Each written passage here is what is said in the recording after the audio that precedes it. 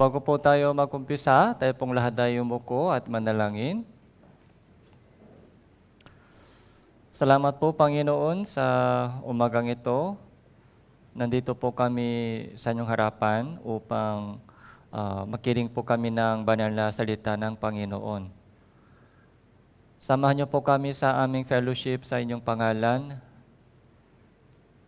Kung meron po dito yung mga kapatiran na dumadaan sa iba't ibang uri ng pagsubok at kahirapan, pakaloban niyo po sila ng kalakasan at kaaliwan sa pamamagitan ng salita mo, Panginoon. Sa natitirang panahon po namin sa mundong ito, ano ang dapat gawin namin, Panginoon, alam sa amin yung aming dakilang ministeryo na tinanggap po namin sa inyo. Nakikita po namin na ang pagbalik ng Panginoon ay papalapit po sa amin. At yung aming puso po ay nakalubog pa sa maraming mga alalahanin sa mundo at tukso ng salibutan. Gisingin po ninyo kami, yung aming puso at isipan, upang tumakbo kami patungo sa dakilang kalooban mo. Nawa gamitin niyo po ang bawat isa sa amin dito para sa inyong maluwalhating kalooban. Mula sa simula hanggang sa katapusan ng oras na ito, sa iyo lamang po kami nagtitiwala at umaasa. Ito po yung aming panalangin sa pangalan ng Panginoon, Jesucristo. Amen. Buksan po natin ang ating Biblia, Juan chapter 3, verse 14.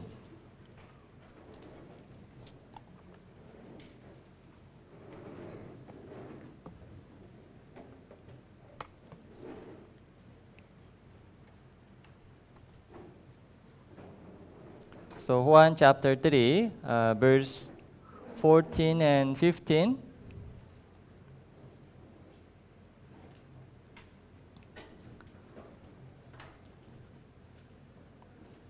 Itong dalawang talata po, basahin po natin ito ng sabay-sabay. 3, 2, 1. Kung paano itinaas ni Moises sa ilang ang ahas, kailangan din naman itaas ang anak ng tao, upang ang sinumang sumampalataya sa Kanya ay makaroon ng buhay na walang hanggan.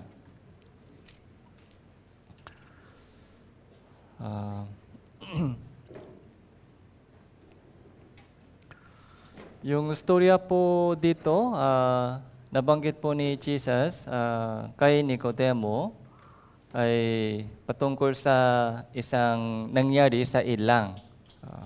Kung paano itinaas ni Moises sa ilang ang ahas,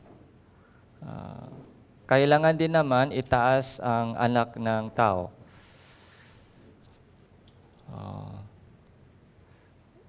So kung titingnan po natin yung Biblia sa Bagong Tipan, so maraming storya po ay galing po sa Lumang Tipan. Kaya mismo, kahit si Jesucristo, so kinuha po niya maraming mga storya sa Lumang Tipan.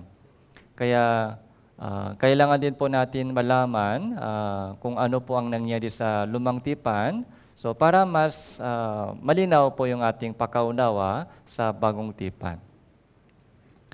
So kung hindi malinaw po ang kaligtasan, yung ating pakaunawa sa Bagong Tipan, ay mahirap maintindihan yung storya sa Lumang Tipan. So halimbawa po dito, so itinaas ni Moises sa ilang ang ahas. Saan po ba ito? Yung nakasulat, yung storya po nito, sa Bilang, sa Lumang Tipan. So pumunta po tayo sa Bilang, sa Lumang Tipan. So chapter 21. So, Bilang.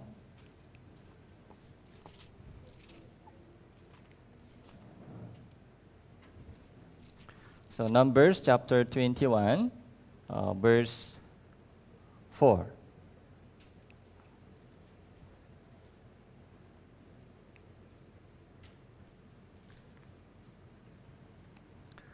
So from verse 4 hanggang verse 9, ito po yung storya po ng Ahaz. So so napakahalaga po yung lesson po dito. Kaya titingnan po natin sa galit. Verse 4.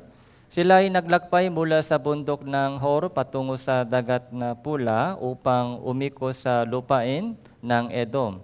At ang damdamin ng mga tao ay nainip sa daan. Verse 5. Ang bayan ay nagsalita laban sa Diyos at laban kay Moises, bakit di nyo kami iniahon mula sa Ehipto upang mamatay sa ilang? Sapagkat walang pagkain, walang tubig at ang kaluluwa namin ay nasusuya na sa walang Chapter 21. Chapter 21, Numbers, chapter 21, verse 4 and 5. So, ang kaluluwa namin ay nasusuyas na sa walang kwentang pagkain ito. Pagkatapos, ang Panginoon ay nagsugo ng mga makamandak na ahas sa mga taong bayan at tinuklaw ng mga ito ang mga tao, kaya marami sa Israel ang namatay. So, ito po yung storya sa ilang. So, ano po yung kasalanan? Anong ginawa ng mga Israelita? So, yung nag-complain. So, dahil nainip sa daan. Yung damdamin ng mga tao ay nainip sa daan. Ibig sabihin, nahirapan po sila sa daan. So, nahirapan po sila sa daan, kaya sumama po yung loob nila sa daan. Kaya ito po yung sinabi po nila, bakit ninyo kami iniahon mula sa Ehipto upang mamatay sa ilang? Sapagkat walang pagkain, walang tubig. So yung pagkain po ay walang kwentang pagkain, sabi po nila. Walang kwentang pagkain. Anong pagkain po ito? Anong kinain po nila? So mana. Mana po yung kinain po nila sa ilang. So, anong ibig sabihin yung walang kwentang pagkain? Walang kwentang pagkain. So, parang masarap pa?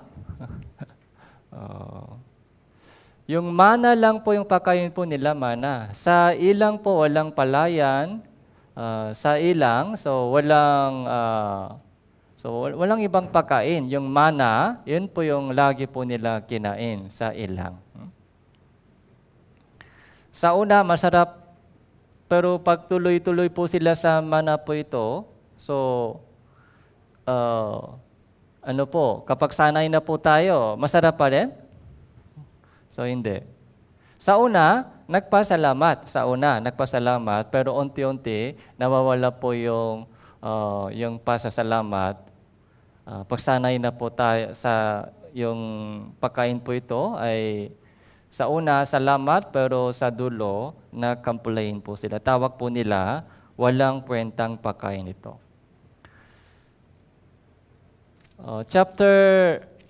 Pumunta po tayo sa chapter 13 po, Numbers, chapter 13.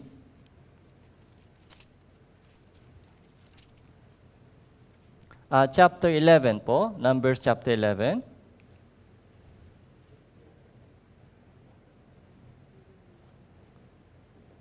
Chapter 11, verse 1.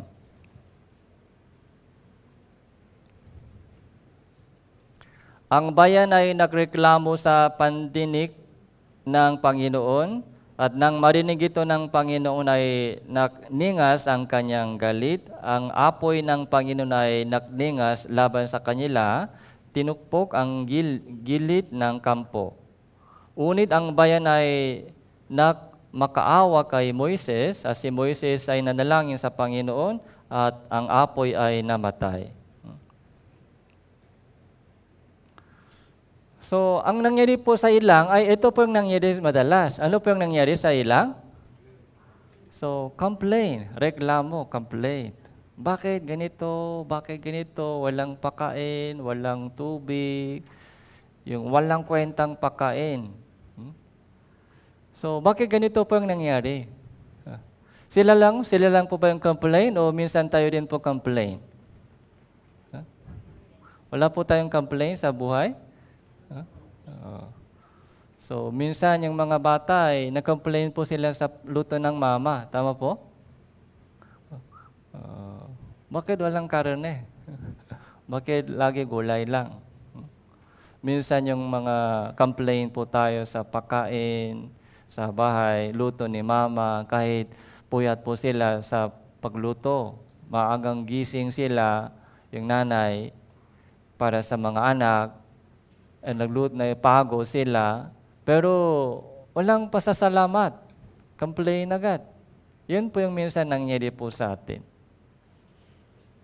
Sa daming mga blessing na ibinigay ng Diyos sa atin, sa mga 10 blessing, kapag mga ilang blessing ay kulang, ay doon po tayo nag-complain. Samantalang, meron pa po tayong ibang blessing na dapat natin ibilangin, dapat doon magpasalamat.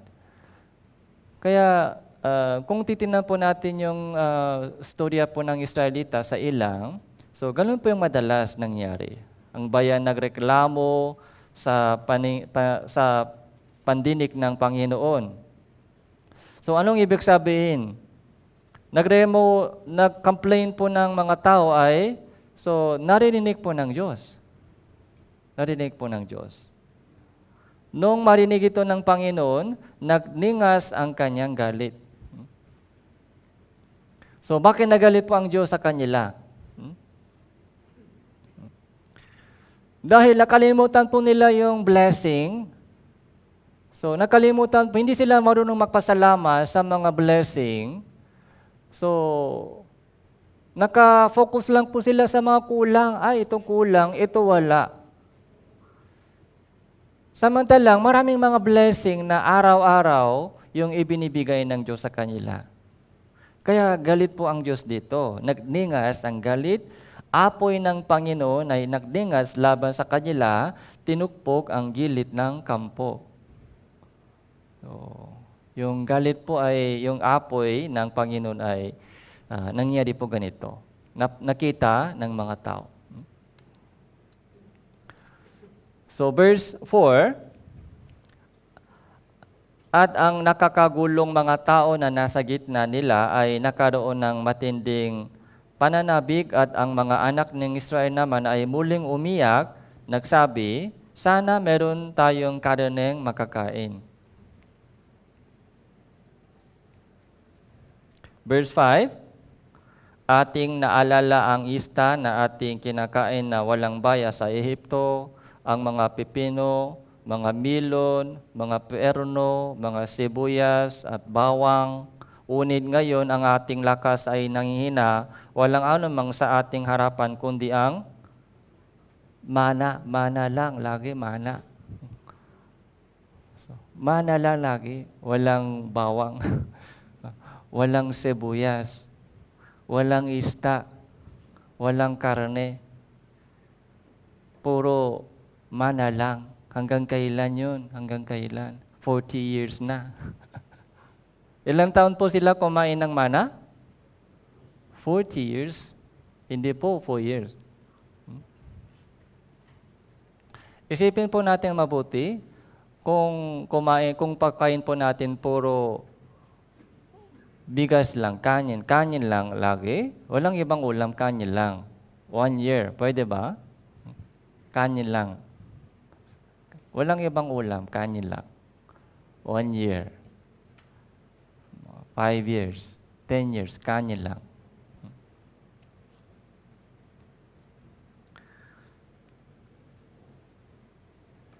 So, 40 years po, so puro mana lang, lagi mana.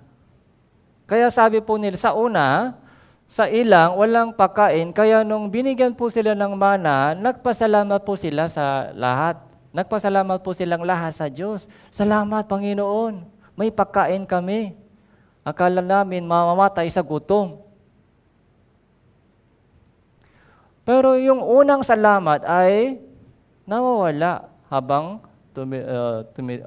tumatagal po sila sa ilang. 1 year, mana. 5 years, mana. Okay?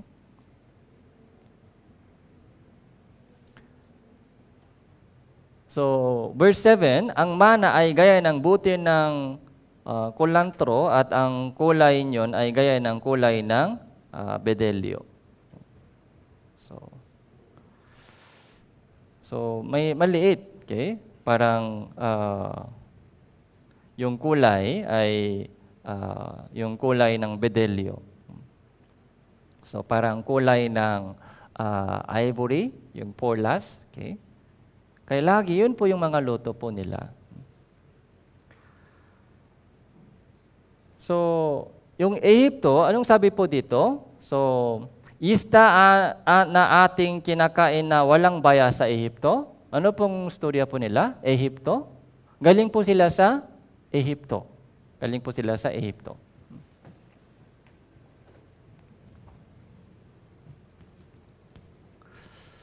So, Ehipto, sa loob ng 430 years, so ito po yung buhay po nila dati, Ehipto. And then, paano po sila lumabas sa Ehipto? Sa pamamagitan ng 10 salot, yung Passover.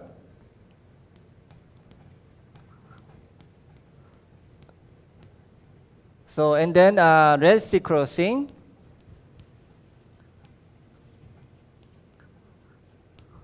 And then, nasa ilang. Okay?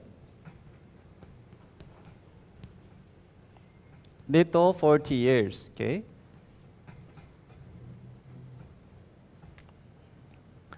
So, yung kalagayan po nila sa Ehipto ay slave. Yung alipin po sila, alipin. Alipin po sila sa Ehipto. Sino po yung hari po dito? Yung haring, yung paraon. Okay? Tapos yung Israelita po ay slave, yung alipin. Okay, alipin. Iniligtas po sila dito, kinuha po sila dito sa pamamagitan ng Passover. So ano pong meron dito, Passover? Yung dugo ng hayop. Okay? So dumaan po sila sa Passover, ligtas po sila. Okay, ito po yung salvation, Passover. And then, tumawid po sila sa Red Sea. Ito po yung, ano po yung simbolo ng Red Sea? Yung baptism. Ito po yung simbolo ng baptism. Kaya yung dating pagkatao ay namatay. Dating pagkatao namatay. At yung bagong pagkatao ay binuhay muli kasama po ni Jesus Cristo. Ito po yung baptism. Ito po yung nasa ilang Christian living. So ito po yung kailangan po natin malaman na may ganitong meaning doon sa history po nila. Kaya yung slave, ano po yung ibig sabihin slave? Sinner tayo noon, sinner. Sinner. Okay? Kaya lahat po ng mga kailangan po natin sa buhay ay galing sa hari ng mundong ito. Kaya libre yung pagkain, libre yung isda dito. Maraming masarap na pagkain dito. Yung bawang, yung mga sibuyas, yung mga karne dito, pati yung isda, yung libre. Masarap yung buhay dito. Ano lang? Slave sila, slave. Okay? Walang kalaya. So hindi sila wala silang kalayaan. Okay? Hindi sila malaya. Pero dito po, ligtas na bilang isang mga taong ligtas, hindi na slave, hindi na sinner. So, free, malaya na po, malaya na. Malaya, free, ligtas na po, may pag-asa sa langit, pero yung pagkain po dito, anong pagkain po dito? Mana. Okay? Mana yung pagkain po dito. Hindi katulad mong dati. Pero ano po yung gusto po nila? Sana bumalik tayo sa dati. Nung nasa Ehipto kami, libre yung isda, masarap, maraming mga masasarap na pagkain. Dito, puro mana lang, mana. Lagi mana lang. Kaya galit na galit ang Diyos sa kanila. Nakalimutan po nila, ano po yung nakalimutan po nila? Biyaya ng Diyos. Yung biyaya ng Diyos, nakalimutan po nila.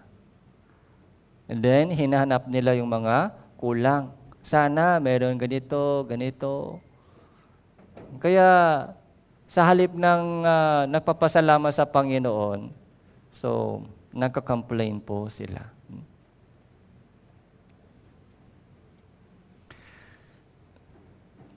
Kaya balik po tayo sa 21, Numbers chapter 21.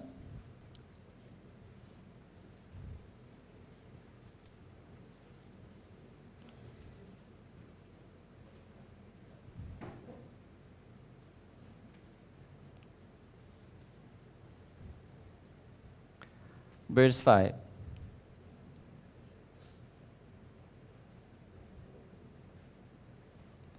Ang bayan ay nagsalita laban sa Diyos, laban kay Moises, bakit ninyo kami iniahon mula sa Ehipto upang mamatay sa ilang? Sabi po nila, bakit ninyo kami iniahon mula sa Ehipto? Tama ba yung sabi po nila? Bakit na-evangelize mo ako? Kung hindi ako ligtas, sana nag-enjoy pa ako sa Ehipto. So bilang isang Kristiyano po, pag mula nung naligtas po tayo, kamusta po ba yung buhay po natin? So bilang isang taong ligtas, so mas okay ba yung buhay o mas mahirap yung buhay? Spiritually, mas okay. Okay? Spiritually, mas okay tayo. Dahil meron po tayong yung pag-asa sa langit. Okay?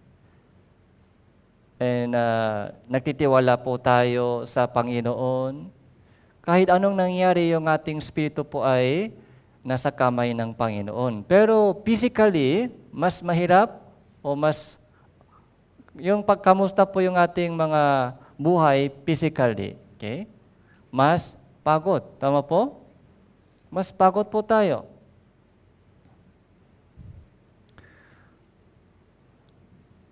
May umuusik po sa atin. May persecution. Dahil hindi na tayo sumasama sa kanilang ginagawa. So kung sumasali po tayo sa kanilang mga ginagawa, sa dating bisyo, so walang persecution. Walang persecution. Pero kung hindi na po tayo sumasama sa kanilang ginagawa, so doon po nag-umpisa po yung mga persecution, yung pag-uusik sa atin. Kaya physically po, mas mahirap. Sa trabaho, sa business, dati minsan nagsisinungaling.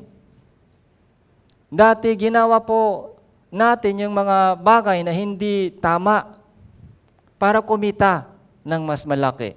Pero ngayon, hindi na pwede.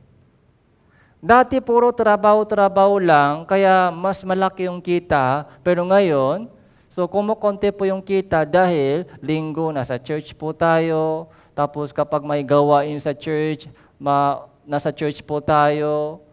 Kaya, so bumabawas po yung kita. Kumukonti po yung kita. Kaya financially, mas mahirap. Nagbibigay pa ng tithes and offering. Dati, walang tithes and offering. Pero ngayon, 10%. Malaki po o hindi? Tithes and offering. Yung 10% ng ating kinikita ay ibinibigay sa Diyos. Yung financially, mas mahirap. Yung physically, mas pagod. Mentally, mas stress dahil sa mga pag-uusik. Tapos yung mga hindi pwede mga compromise sa mga bagay na hindi tama. So kahapon po, nagkaroon po ng joint fellowship ng Young Adults High School sa Tagaytay Church. Okay? Kaya Tagaytay Church, Tagatanawan Church, Kailaway Church ay sama-sama. So maraming mga kabataan po dito ay sumama doon.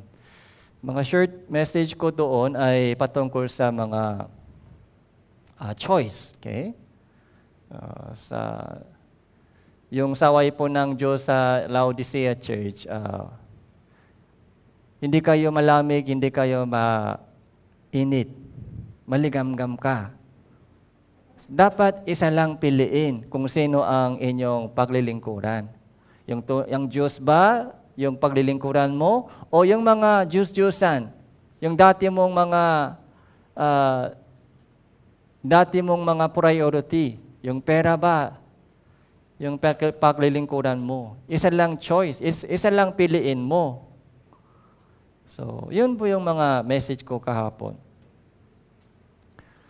So, dapat clear po yung kulay, black or white. Okay? Yung Christian color dapat puti. Dapat puti po tayo. Pero minsan, yung Christian color, yung kulay po natin ay gray. Hindi puti, hindi itim. Kapag nasa gray tayo, walang persecution. Kapag gray po tayo, walang persecution. Dahil, sabi po ng mga black, ay parang malapit sa amin. Pag puti po tayo, doon po may persecution. Dahil, nagagalit po sila. Bakit iba ka sa amin? Dati, kasama ka namin. Bakit ibang kulay ka na? Pero kapag gray tayo, minsan parang puti, minsan parang black, hindi po malinaw yung identity. Kaya doon po walang persecution. Pero bilang isang Kristiyano, mula nung ligtas, yung spiritually, okay, masaya tayo, pero yung physically, yung mas pagod po tayo compare po sa dati. Pagod. Dati, study lang, yung focus. Yung trabaho lang, focus. Pero ngayon, yung mga katungkulan ng isang Kristiyano, katungkulan ng mga ministry po natin sa church, ay yung energy ay doon naubos yung energy. Kaya double yung busy, double pagod, double yung stress. Kaya minsan po doon po, sumusoko po yung mga Kristiyano, ay lahat ng lakas ko ay sa church, ubos. Kaya wala akong energy sa study, wala akong energy sa ibang mga bagay. Doon po lumalabas paano po? Complain. Bakit ninyo kami iniahon mula sa Ehipto upang mamatay sa ilang? Mamatay ako sa Christian living. Hirap ako sa Christian living. Yun pong ilang. Isipin po natin yung ilang. Okay.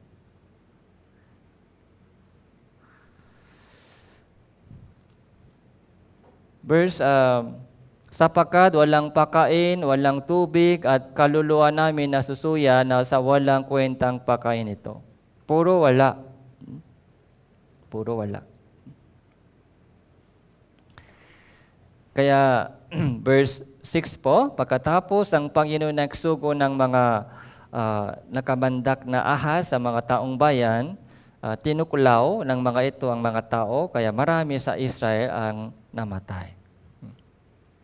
Isinugo ng Diyos yung ahas. So, magkatandak na ahas.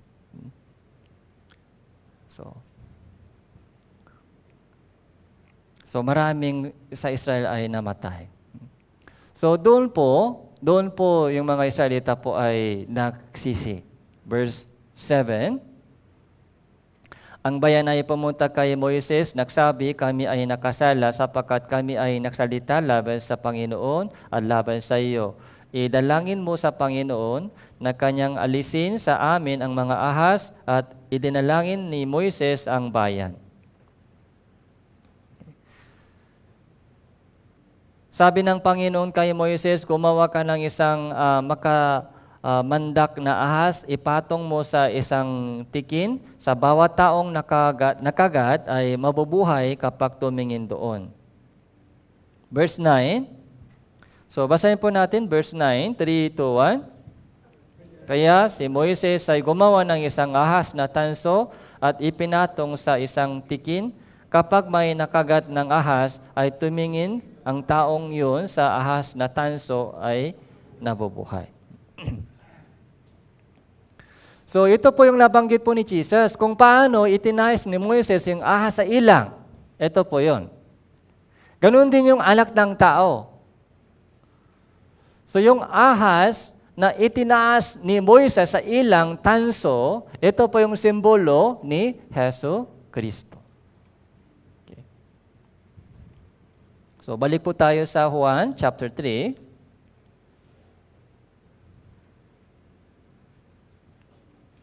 So Juan chapter 3, verse 14, 15.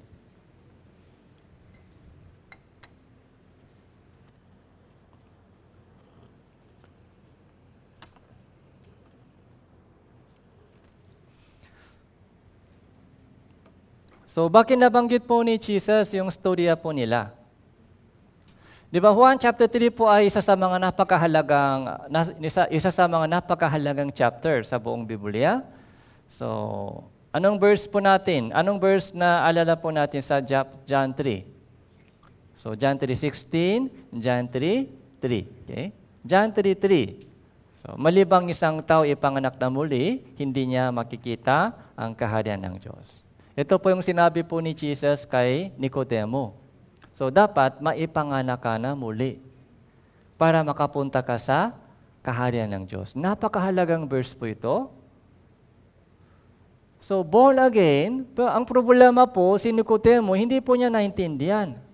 Paano yun? Born again. Makakapasok ba sa tiyan ng ina at muling ipapanganak? Si Nicodemo po, hindi po niya naintindihan. So, kapag mahirap maintindihan, anong ginagamit po? Anong ginagamit? Illustration. Okay? Yung example, halimbawa. So, para maintindihan. Yun po yung ginawa po ni Jesus. Para maintindihan po ni Nicodemo kung anong ibig sabihin, born again. So, ito po yung ginamit po ni Jesus. So, chapter 3.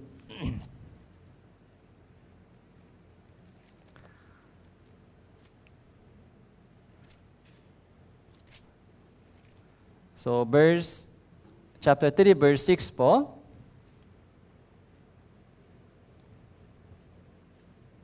Ang ipinanganak ng laman ay laman, ang ipinanganak ng espiritu ay espiritu. Huwag kang magtaka na aking sinabi sa iyo, kailangan kayo ipanganak na muli. Humihihip ang hangin kung saan ito ibig at naririnig mo ang ugong ito. Ngunit hindi mo nalalaman kung saan ito nanggagaling, kung saan patutungo. Ganun ang bawat isang ipinanganak ng espiritu.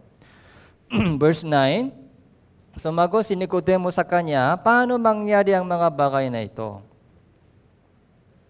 Sumagot si Jesus sa kanya, ikaw ay isang guro sa Israel, hindi mo naunawaan ang mga bagay na ito. So, kung hindi malinaw po sa atin isang bagay, may tanong po tayo. Paano? Ano yun? Paano yun? Paano? So, kung may tanong po tayo, may pag-asa kung may tanong. Okay. Kung walang tanong, so yun ang problema kung walang tanong. So, kapag bumisita po, kapag nangumusta po ko sa mga kapatiran, kamusta po kayo? Okay lang. Pero alam ko hindi okay. Pero sabi nila, okay lang, wala akong problema. Pero alam ko, so may problema sa Christian living. So, paano tutulungan kita? Okay? Kung may tanong ka sa Christian living mo, ay sabihin mo sa akin. Kung may tanong, may pag-asa. Paano, Pastor? Gusto kong lumago sa pananampalataya. Gusto kong lumago sa Christian living. Paano? Kung may question, yun ang gusto kong marinig. Paano? Para sa mga unbelievers po, unbelievers. Di ba kahit hindi pa sila ligtas, pero may pusong hanap ng katotohanan. Dahil lahat ng tao ay may struggle, may pagsubok sa buhay. Pagdating sa mga mabigat na pagsubok sa buhay o mga problema, pagturusa, so may tanong po tayo sa buhay, di ba? Bakit ganito yung buhay ko? Nasaan yung nakikita po yung sagot sa mga tanong ko sa buhay? Yung mga taong naghahanap ng katotohanan o yung mga taong na seryoso sa kanilang mga buhay, siyempre may tanong po sila. Paano? Gusto kong malaman kung bakit. So, paano makapunta ko sa langit? Paano maipanganak na muli? Yun po yung tanong po ni Nicodemo. Maganda yung tanong. So, paano maipanganak na muli? Makakapasok pa sa tiyan ng ina? Kahit bata ang isip, pero maganda. Dahil si Nicodemo ay gusto niyang maipanganak na muli. Gusto niyang malaman yung katotohanan.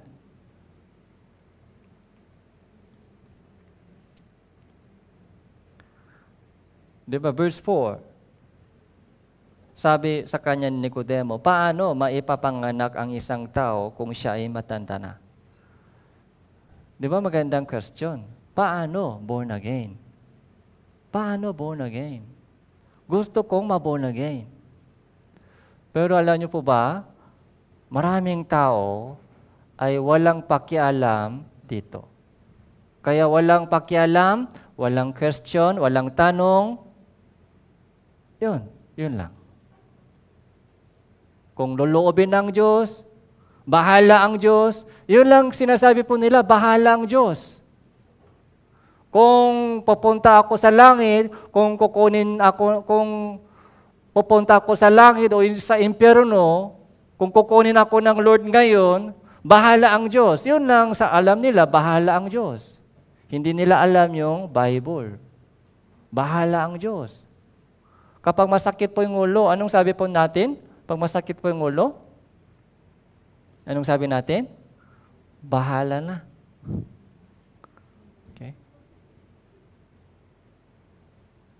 Pero yung mga Kristiyano po ay hindi pwede sabihin ganon. Kailangan po natin magtanong sa Diyos, paano Panginoon? Ano ang dapat kong gawin dito? Ano ang gagawin ko dito? Hindi pwede natin sabihin, bahala. Okay. Paano maipapanganak ang isang tao kung siya ay matanda na? Wala siyang idea, kaya batang isip, batang tanong, makakapasok ba siyang muli sa tiyan ng ina? Ipanganak muli? Physically, naisip niya. Dahil wala siyang idea tungkol sa espiritu. Kaya katawan lang lagi iniisip niya, katawan. Kaya nung sabi ni Jesus, dapat born again ka. Unang tanong, paano? Ano ba yun? Doon po, paulit-ulit paliwanag po ni Jesus, yung ipanganak na muli, hindi sa laman, kundi sa espiritu. May espiritu ka. Ganito. Huwag kang magtaka na dapat kang ipanganak na muli. Verse 9. Ganon din po yung tanong, paano mangyari ang mga bagay na ito? Verse 12. Kung sinabi ko sa iyo ang mga bagay na makalupa, hindi ninyo paniniwalaan. Paano ninyo paniniwalaan kung sabihin ko sa inyo ang mga bagay na makalangit? Meron pong makalangit na bagay, meron pong makalupang bagay. Kung hindi naintindihan yung mga makalupang bagay, paano makalangit na bagay maintindihan o paniniwalaan? Yung makalangit na bagay ay hindi po basta-basta maintindihan po natin. kailangan po natin sikapin. Kailangan po natin tanungin si God. Okay? Doon po, verse 14, so nabanggit po ni Jesus about yung tungkol sa ahas sa ilang. Kung paano itinaas ni Moises ang ilang, ang ahas, kailangan din naman itaas ang anak ng tao. Nabanggit po ni Jesus, sa lumang tipan, sa ilang, ito, 40 years of wilderness, itinaas ni Moises ang ahas.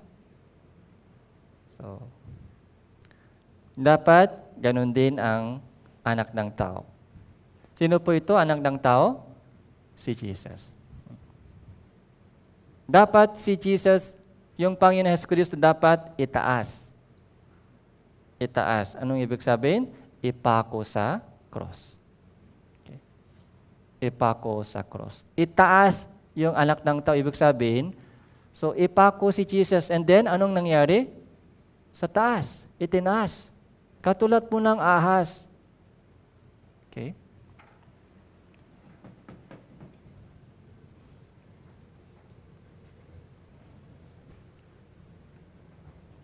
So, napakahalaga pong itong illustration. Yung ahas,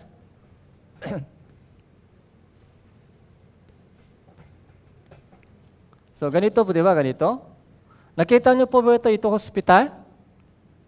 Ganitong simbolo nakita niyo sa hospital? So, ito po yung galing sa Bible. Yung simbolo po ito ay galing sa Bible. Yung healing, kay healing, ahas. Okay?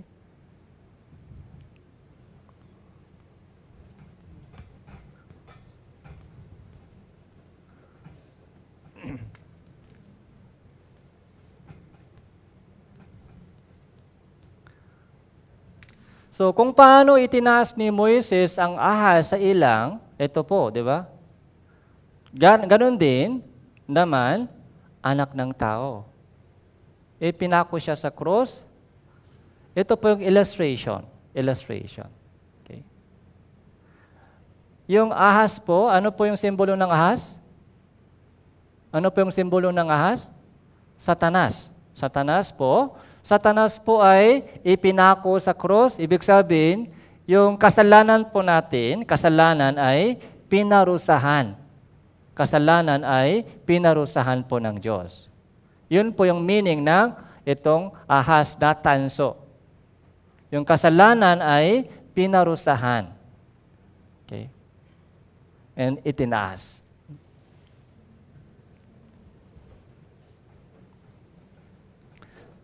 So, yung mga Israelita po, yung mga kinagat ng ahas, maraming ahas, so, namamatay sila. Okay? Namamaga.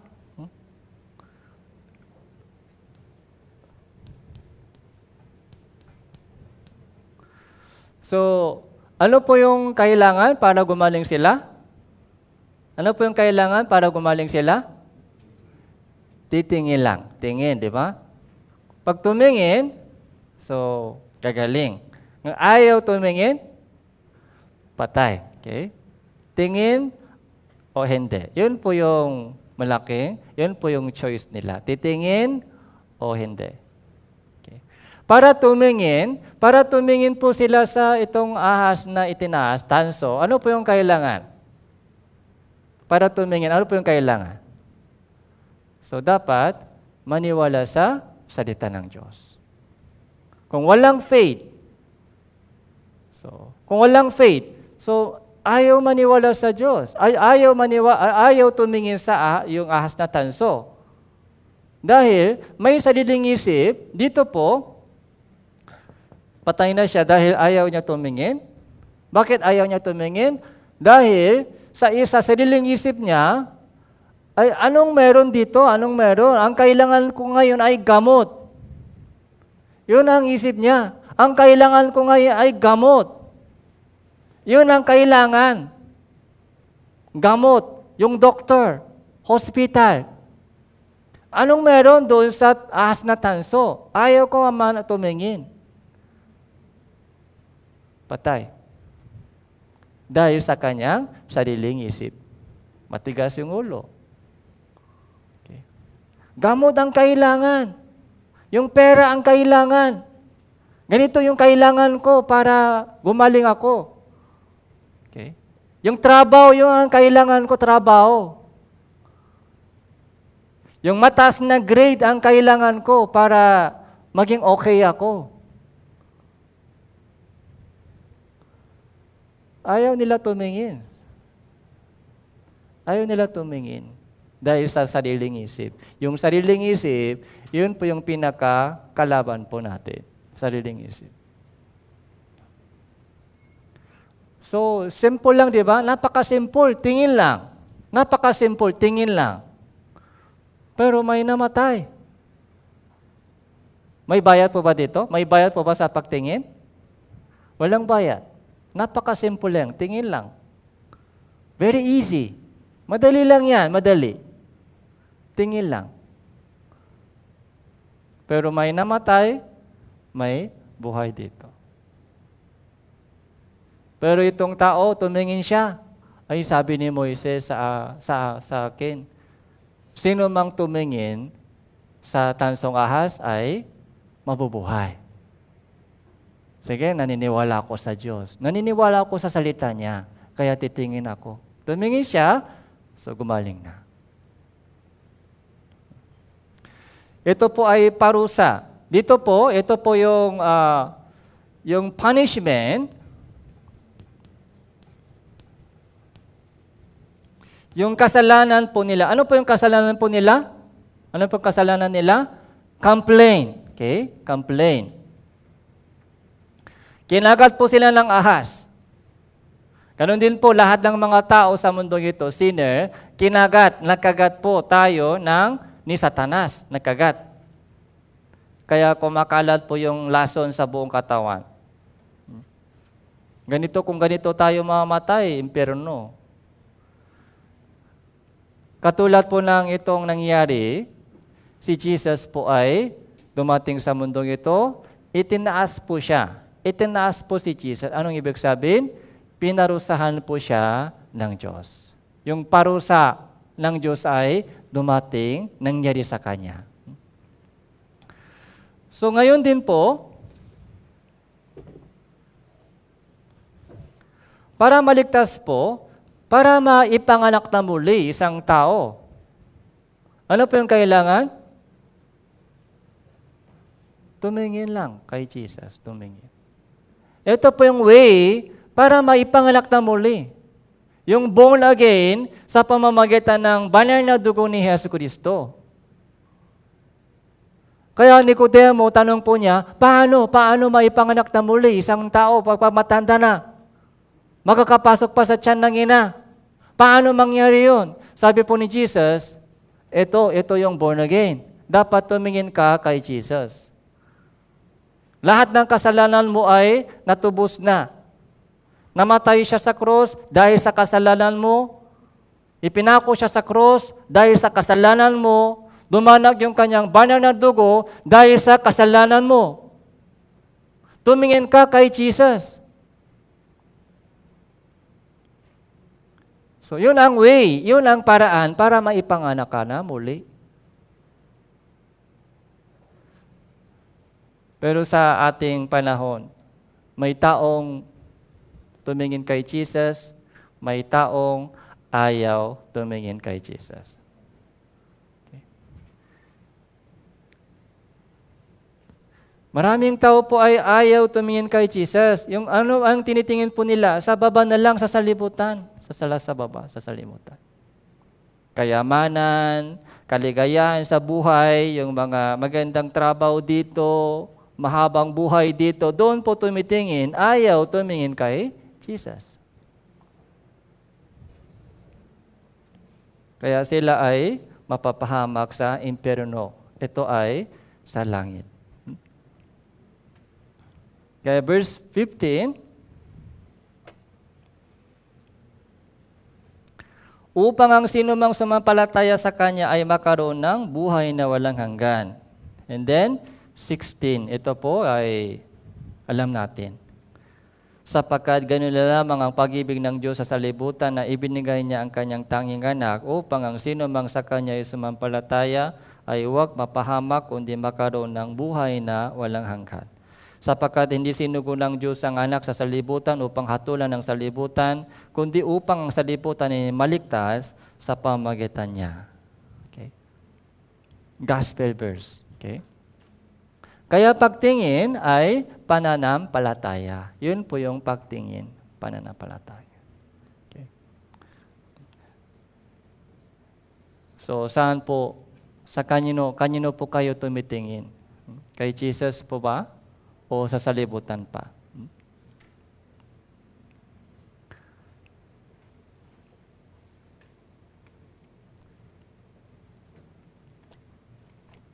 Unang Pedro po, Unang Pedro.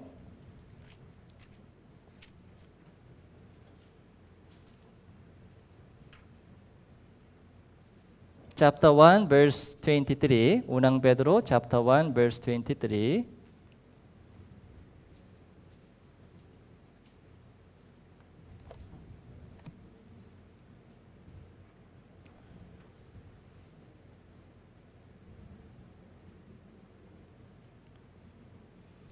Chapter 1, verse 23 hanggang 25, basahin po natin ito ng sabay-sabay. 3, 2, 1. Ipinanganak na kayong muli, hindi ng bining nasisira, kundi ng walang kasirahan, sa pamamagitan ng buhay at nananatiling salita ng Diyos. Sapagkat ang lahat ng laman ay gaya ng damo, at ang lahat ng kalawalatian nito ay gaya ng bulaklak ng damo. Ang damo ay natutuyo at ang bulaklak ay nalalanta, supalit ang salita ng Panginoon ay nananatili magpakailanman. Ang salitang ito ay ang magandang balita na ipinangaral sa inyo. Yung sinabi din po ni Apostol Pedro na yung born again ay sa pamamagitan ng salita. Ipinanganak na kayong muli sa pamamagitan ng buhay at nananatiling salita ng Diyos. Anong salita? Yun po yung 24-25. Yung salitang ito ay ang magandang balita. Yung born again ay sa pamamagitan ng magandang balita. Good news. Ano po yung good news? Ito po yung good news. Okay? Lahat ng kasalanan ko ay natubos na, napatawat na sa pamamagitan ng banal na dugo ni Hesus Kristo. Yun po yung good news, magandang balita. So, malinaw po sa atin. Kaya tanong po niya Nicodemo, so paano maipapanganak ng isang tao kapag matanda na? Okay. So, paano mangyari ito? Ay malinaw na po sa atin. Yung born again ay spirit. Meron po tayong spirito. Yung buhay ng isang tao ay hindi lamang. Yung mas mahalaga yung ating spirito. Yung spirito po ay dapat born again. Paano ma-born again yung ating spirito? Sa pamamagitan ng magandang balita. Ano ba yun? Magandang balita. Dapat tuloy-tuloy yung ating question hanggang maging malinaw po sa atin. Hindi pwede natin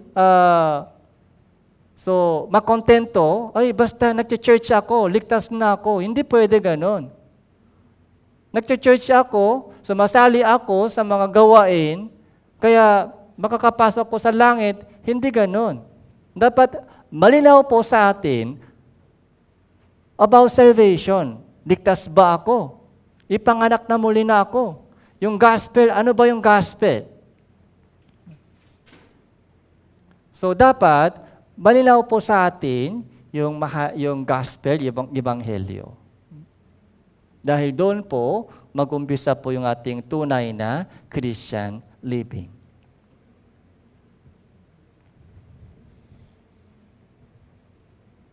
So, pumunta po tayo sa Numbers, chapter 13.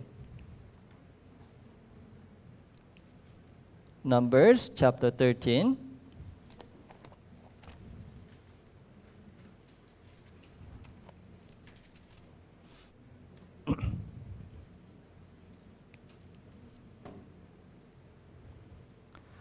So verse 17 po.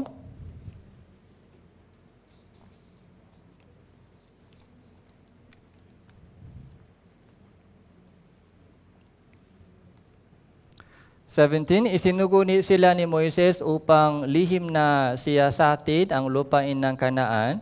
Sinabi sa kanila, umakyat kayo sa Negev at umakyat kayo sa mga kaburulan. Tingnan ninyo kung ano ang lupain at ang mga taong nanirahan doon, kung sila ay malakas o mahina, kung sila ay konti o marami. So verse 25,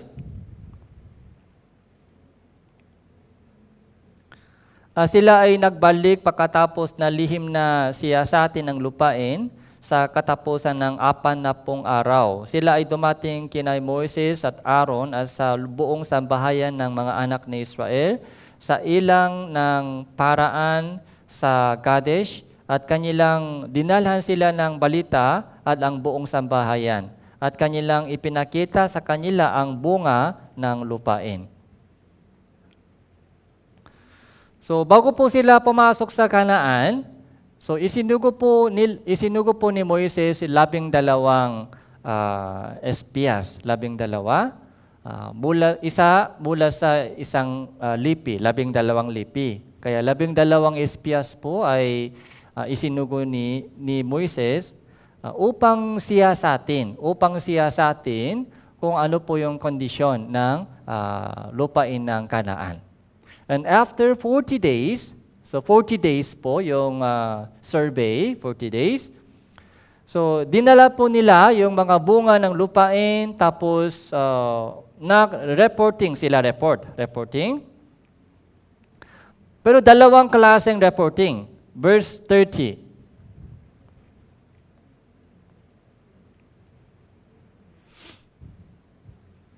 Unit, pinatahimik ni Caleb ang bayan sa harapan ni Moises sa sinabi, ating akyatin agad at sakupin sapagkat kayang-kaya natin lupigin yun. So sinabi ng mga lalaking umakyat na kasama niya, hindi tayo makakaakyat laban sa mga taong yun sapagkat sila ay malalakas kaysa atin. Kaya sila ay nagdala ng masamang balita tungkol sa lupain, kanilang sinisiyasat sa mga anak ni Israel na sinasabi, ang lupain na aming pinarurunan upang lihim na siyasatin ay isang lupain na nilalamon ang mga nanirahan doon at lahat ng tao na aming nakita doon ay malalaking tao. Verse 33, nakita namin doon ang mga Nephilim, ang mga anak ni Anak na mula sa mga Nephilim, at kami sa aming sariling paningin ay naging parang mga tipakulong, ganun din kami sa kanilang paningin. So, makaiba po yung reporting po nila. Yung galing po sa mga 12, si Joshua saka si Caleb, dalawa po, ay nag-report po ng mabuting balita, maganda. Maganda po yung reporting po nila. Anong sabi po nila? Kayang-kaya natin lupigin yun. So, akyat tayo. Akyatin agad, sakupin natin, sapagkat kayang-kaya natin. Kayang-kaya. Pero yung 10 spiyas, anong sabi po nila? Hindi kaya. Sila ay malalaki sila. At kami ay tipakulong. Hindi kaya. So, yung same situation, yung parehong sitwasyon po nakita po nila. So, yung isang lugar ay pinuntahan po nila isang lugar.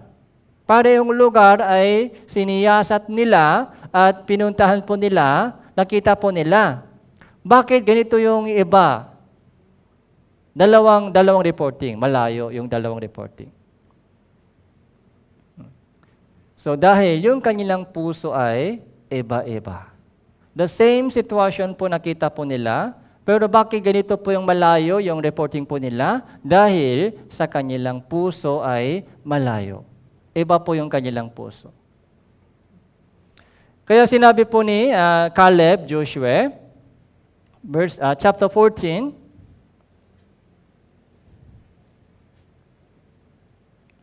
verse 9. Chapter 14, verse 9. Basahin po natin, 3, 2, 1. Huwag lamang kayong makimaksik laban sa Panginoon ni matako sa mga tao na lupain yon, sapagkat sila ay para lamang tinapay sa atin.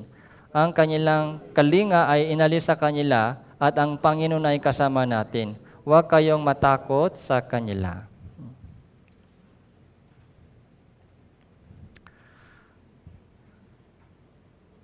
So sabi po ni Caleb, sabi po ni Joshua, huwag po tayo matako sa kanila.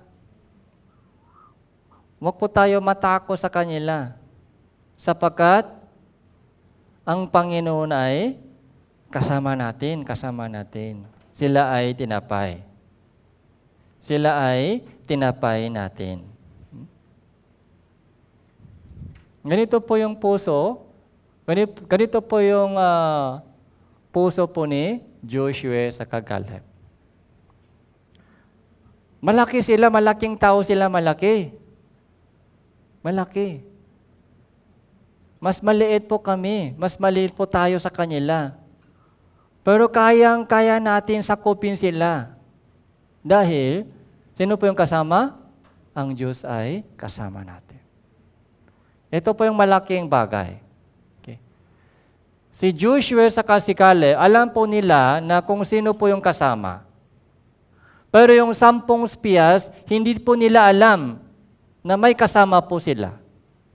Okay. Kaya takot po sila, sabi po nila, sila ay malalakas, kami ay parang tipakulong, so talo tayo sa kanila, hindi kaya natin. Balik tayo sa Ehipto, balik.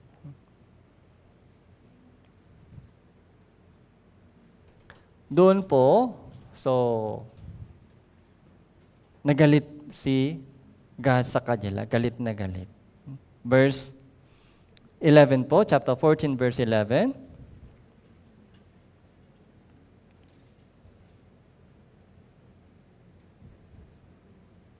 Ito po yung galit po ng Panginoon sa kanila. Chapter 11, verse 11. Verse 11, basahin po natin, 3, 2, 1. At sinabi ng Panginoon kay Moises, hanggang kailan ako hahamakin ng bayang ito? At hanggang kailan sila hindi naniniwala sa akin, sa kabila ng mga tanda na aking ginawa sa kanila. Okay?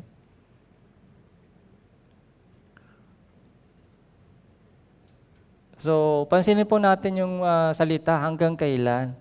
Hanggang kailan. Ibig sabihin, tuloy-tuloy sila. Tuloy-tuloy po nila hinamak ang Diyos. Hinahamak po nila ang Diyos tuloy-tuloy. Kaya sabi po ng Diyos, hanggang kailan? Hanggang kailan? Okay. Hinahamak po nila ang Diyos. Hinahamak po nila ang Diyos.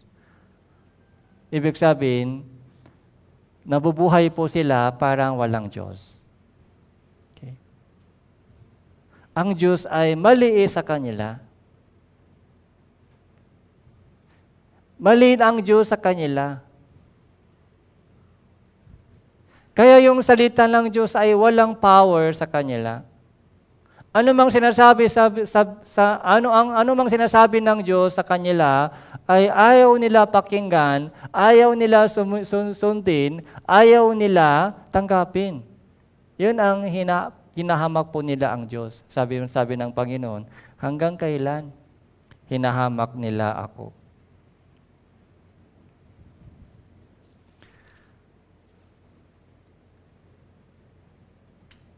Verse 22,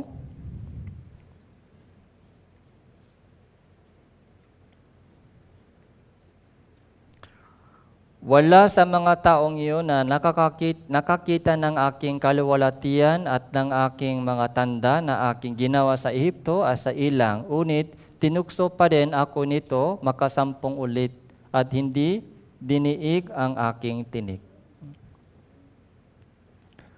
So, nakita po nila ang kaluwalhatian ng Diyos. Nakita po nila yung dakilang gawa ng Diyos doon sa Ehipto, doon sa ilang. Nakita po nila yung 10 salot, nakita po nila yung Passover, nakita po nila yung Red Sea crossing.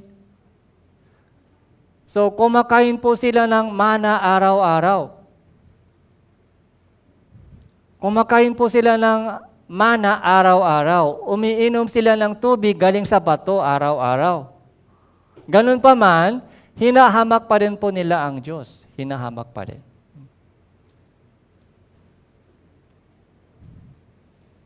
So, parang ganito po. Okay? Parang ganito.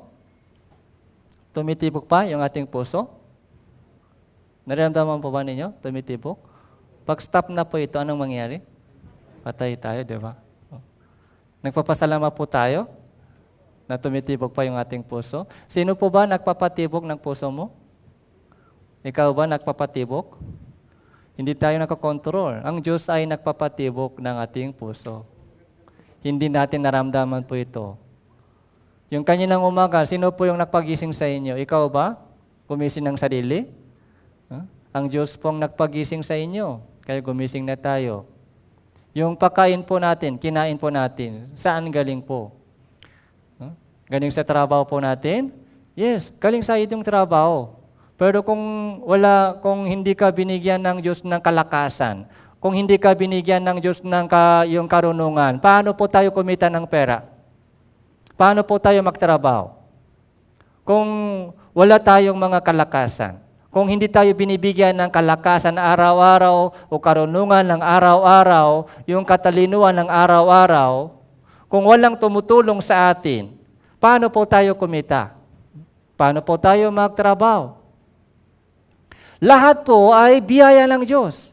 Mula sa magising tayo hanggang matulog, habang tulog pa tayo, pag masarap na, kung hindi makatulog po tayo ng maayos, so, pagod tayo ngayon. Yung sarap na tulog, saan galing? Galing sa Diyos. Yung sarap na tulog ay galing sa Diyos. Yung lahat po ng ating mga nasa ating buhay ay galing sa Diyos. Pero madalas po, nakalimutan po natin yun. Nakalimutan. Parang ito ay dapat ganun ang Diyos. Lahat po ito ay biyaya. Kailangan po natin magpasalamat sa Diyos. Magpasalamat sa Diyos. Hindi pwede natin hamakin ang Diyos. Lalo po sa lumang tipan po, sabi po dito ng Panginoon, 10 beses, makasampung ulit, paulit-ulit, hinamak nila ako, paulit-ulit, tinukso nila ako, hindi nila dininig ang aking tinik. Verse 24, Unit ang aking lingkod na si Caleb, sapagkat siya ay nagtaklay ng ibang espiritu at sumunod ng lubos sa akin, dadalhin ko sa lupain na kanyang pinarurunan, aadiin ng kanyang mga binhi. Pero si Caleb, si Joshua, ibang espiritu. Ano pong ito? Ibang espiritu. Different spirit. Okay. Ibang isip. Ibang espiritu. Bakit hindi sila takot? Yung 10, yung buong bayan ng Israel, takot na takot po sila sa malalaking tao. Kaya umiiyak po sila, buong magdamag, nag-complain po sila kay Moises, bakit dito kami mamatay? Sana doon sa Ehipto kami mamatay. Bakit iniahon ninyo kami mula sa Ehipto ay para ba dito mamatay sa ilang?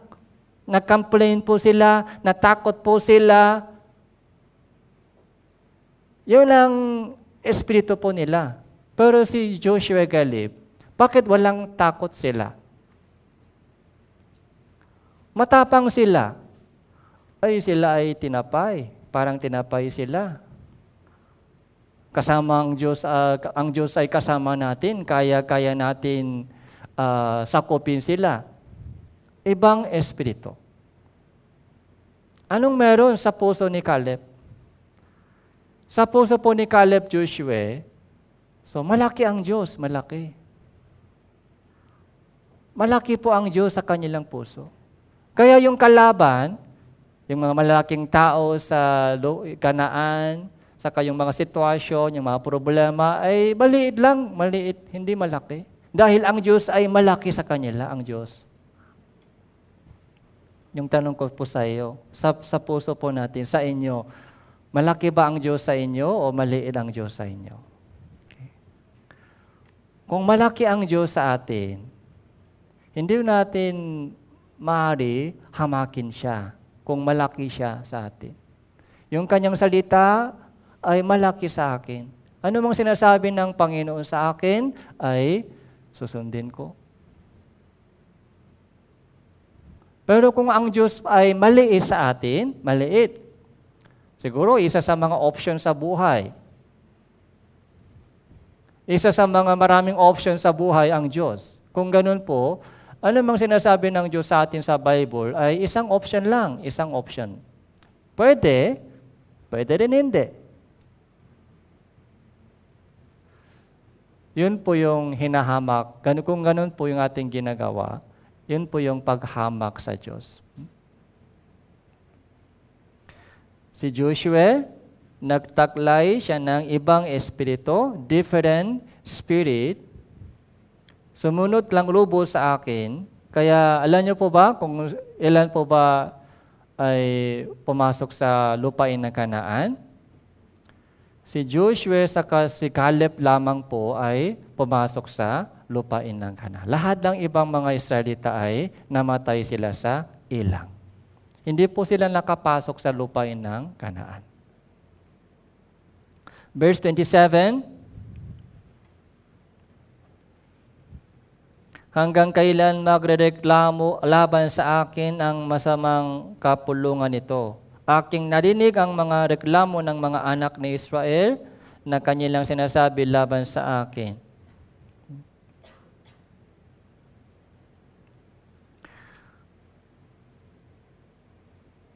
So verse 33, at ang inyong mga anak ay magiging palaboy sa ilang na 40 taon at magturusa dahil sa kawalan ninyo ng pananampalataya hanggang sa ang huli sa inyong mga bangkay ay humandusay sa ilang. Ayon sa bilang ng mga araw na inyong lihim na ipinagsiyasa sa lupain, sa makatuwid ay 40 araw, sa bawat araw ay 1 taon. Inyong pananagutan ang inyong mga kasamaan ng 40 taon at inyong makikilala ang aking sama ng loob. Okay. Sumama ang loob ng Diyos. Sumama ang loob ng Diyos dito. Kaya bakit 40 days, 40 years po sila sa ilang? Kasi po yung 40 days, yung pagsisiyasat po nila sa Kanaan, 40 days. Kaya 1 day ay naging 1 year. Kaya 40 days, yung pagsiyasat po nila sa Kanaan ay naging 40 years. Ito po yung parusa ng Diyos sa kanila. Kaya habang umikot po sila sa ilang sa loob ng 40 years, lahat ng mga Israelita ay namatay. Sino lang po na naligtas? Si Joshua saka si Caleb lang po. Ilan po ba? Almost mga 2 million. Kasi po yung mga lalaki lang po, patas ng 20 years ay 400,000. 400,000. Kaya, ito po yung parusa po ng Diyos sa mga Israelita. Kaya nakikita po natin sa awit kung kamusta po sila doon sa ilang. Chapter 95, awit chapter 95.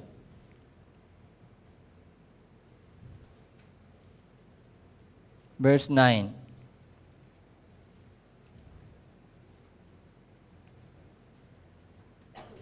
So verse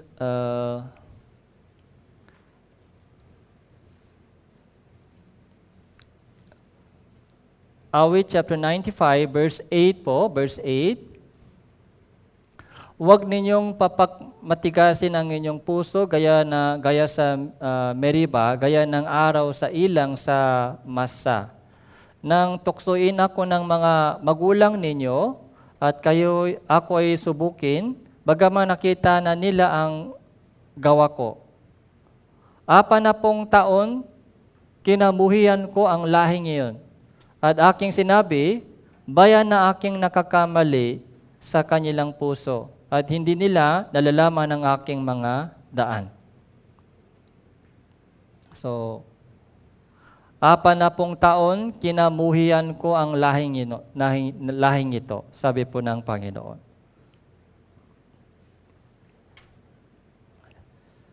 So, chapter 78, so, Awit chapter 78.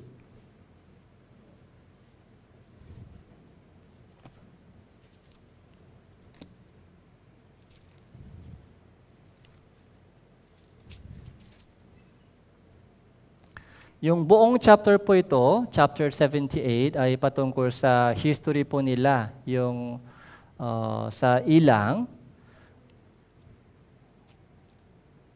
So, verse 8 po, verse 8.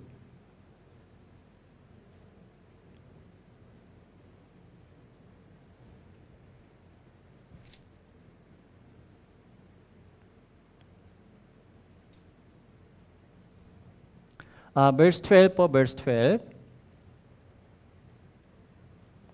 Verse 12. Sa paningin ng kanilang mga magulang ay gumawa siya ng mga kababalakan sa lupain ng Ehipto sa kaparangan ng Soan. Hinawi niya ang dagat at pinaraan niya sila roon, kanyang pinatayo ang tubig na parang isang bunton. Sa araw na pinatubayan niya sila sa pamamagitan ng ulap, sa buong gabi ay sa pamamagitan ng apoy na nagliliyap. Kanyang biniyag ang mga bato sa ilang at pinainom niya sila ng sagana na gaya ng mula sa mga kalaliman. Nagpabukal siya ng mga batis mula sa bato, nagpaagos ng tubig na parang mga ilog. So ito po yung nakita po nila. Ito po yung ginawa ng Diyos sa kanila. Okay? So, iniligtas po ng Diyos sila sa bansang Ehipto, mula sa Ehipto. Tapos, hinawi niya ang dagat, pinaraan niya sila doon. Anong dagat? Pulang dagat, Red Sea. Pinatayo ang tubig parang isang bunton. Yung tubig ay pinatayo. Ito po yung napakalaking miracle. Okay? Doon po sa ilang, sa pamamagitan ng ulap, kasi sa araw, sobrang init, kaya sa ulap, pinapanubayan po sila sa pamamagitan ng ulap sa araw, parang shade net. Sa gabi, sobrang lamig, kaya para mainit po sila, so apoy, sa pamamagitan ng apoy, yung haligi ng apoy, pinapanubayan po sila. Araw-araw, yung may pagkain sila, mana, saka yung tubig saan galing? Galing sa bato. Pinapainom po sila ng tubig ng sagana gaya ng mula sa mga kalaliman. Verse 17, 18, so 20, babasahin ko po. Gayumay, lalo pa silang nakasala laban sa kanya, naghihimaksik laban sa kataas-taasan sa ilang, ang kanilang sinubugang Diyos sa puso nila sa paghingi ng pagkain na kailangan, kanilang pinakananasa. Sila ay nagsalita laban sa Diyos, nagsabi, makakapaghanda ba ang Diyos ng hapak sa ilang? Upang tubig ay dumaloy, ang bato ay kanyang hinataw, ang mga bukal ay umapaw. Makapagbigay rin ba siya ng tinapay o makapagdudulot ng karne sa kanyang bayan? So, napakalaking contrast po dito. Yung biyaya ng Diyos ay saganang biyaya ng Diyos. Pero yung mga Israelita po dito, ano pa pong ginawa nila? Complain pa. Sabi po nila, kulang pa ito. Para hindi marunong makontento sa biyaya ng Diyos. Tuloy-tuloy.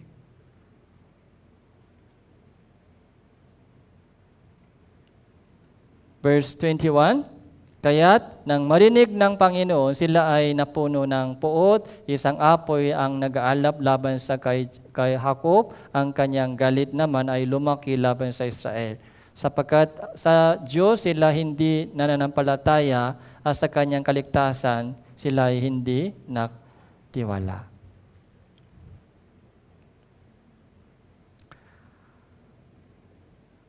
Kung tuloy-tuloy po natin itong basahin po, kung basahin po natin itong buong chapter, so, sa una po, mahirap po ito maintindihan.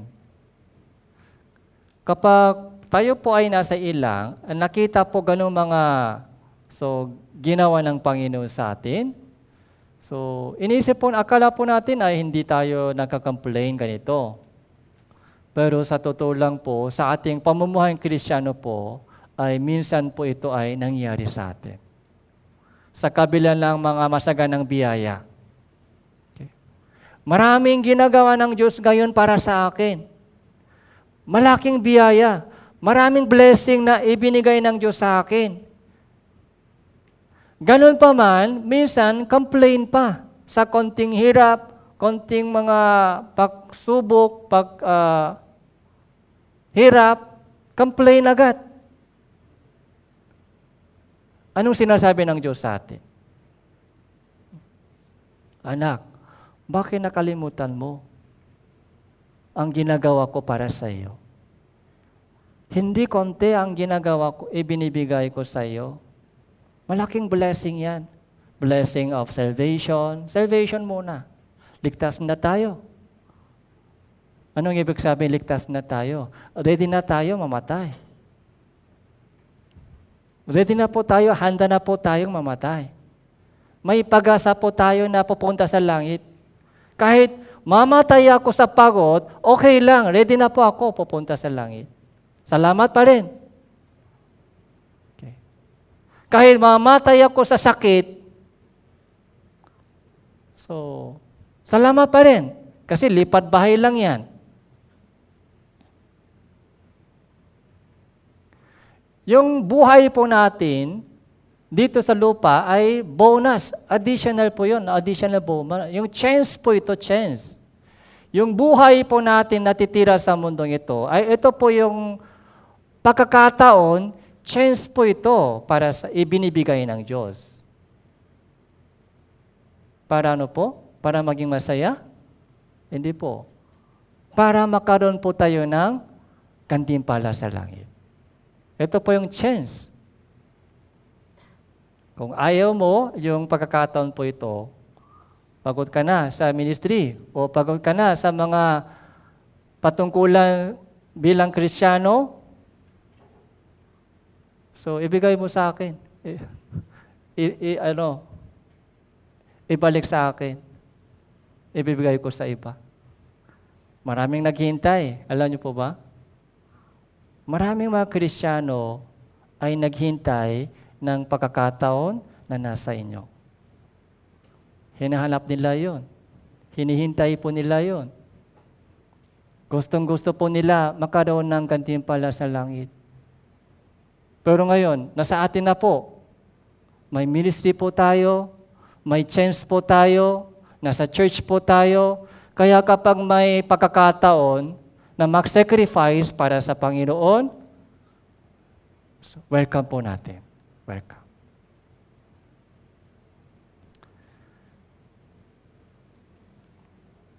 Unang Pedro, chapter 4. Unang Pedro, chapter 4.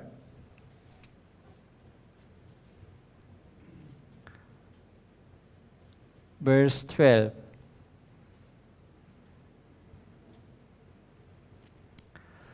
Mga minamahal, huwag kayong magtaka tungkol sa mahigpit na pagsubok na dumarating sa inyo upang kayo ay subukin, na waring may isang katakatakang bagay na nangyari sa inyo. Kundi kayo ay magalak, yamang kayo ay nakikibahagi sa mga pagturusan ni Kristo upang kayo ay matuwa at sumigaw sa galak kapag ang kaluwalhatian niya ay nahayak. Kung kayo ay inalipusta dahil sa pangalan ni Kristo, mapapalad kayo sapagkat ang Espiritu ng kaluwalhatian at ang Espiritu ng Diyos ay naninirahan sa iyo.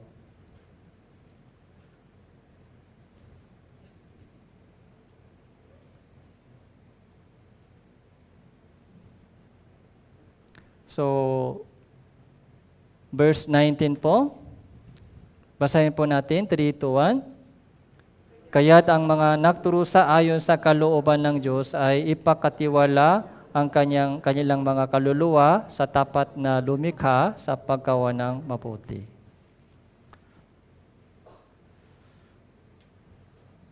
So, yung suffering po, suffering na nangyari po sa atin, yung mga persecution or suffering para sa gawain ng Diyos, para sa gawain, yung pakikibahagi sa mga pagturusan ni Kristo.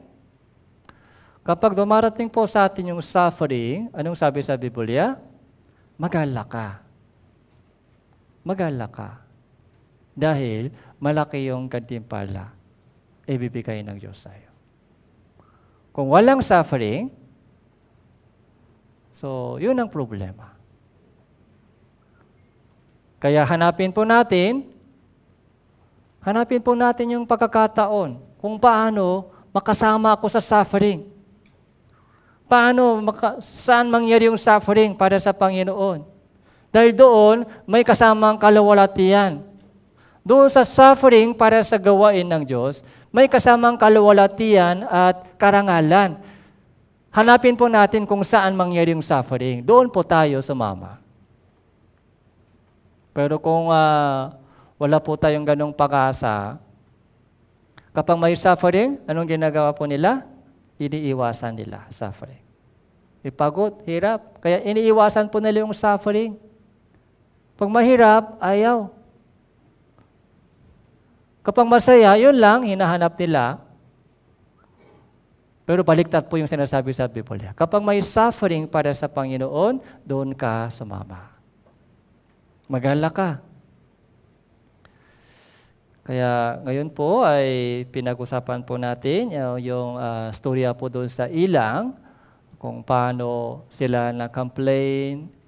Pero ginamit po ng Panginoon yung kanilang storya para sa ipaliwanag po ang Ebanghelyo. Napakahalagang storya po yon. Tapos, pacheck po natin yung ating sarili kung ano ba nasa ating puso.